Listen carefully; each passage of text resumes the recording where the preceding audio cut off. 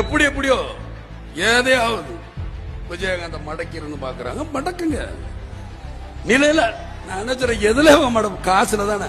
நில உச்ச ஆக்கிரமிப்பு, நில உச்ச வரம்பு, நிலத்தை எடுத்துக்க. என்ன ஏக்கர் நீ எடுத்துக்கியா? மக்கள் கொடுத்தது எடுத்துட்டு போய் எனக்கு தேவையில்லை. எனக்குன்னு ஒரு ஏதோ ஒரு இடம் கொடுப்பீங்க, அது இருக்கும்ல. என் மனைவிக்குன்னு ஒரு இடம் இருக்குன்னு உங்க சட்டத்துல இடம் இருக்கும்ல. என் பிள்ளைக்குன்னு இத்தனை இருக்குல்ல, அது கிடைச்சா எனக்கு போதும். எவ்வளவு பேர் இருக்கு?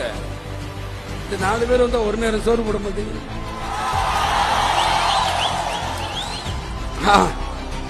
அதுலயே நம்மளுக்கு போதும், முடிஞ்சிடும். இத்தனை பேர் வீட்டுக்கு நான் போயிட்டு வரக்குள்ள முடிச்சேன்.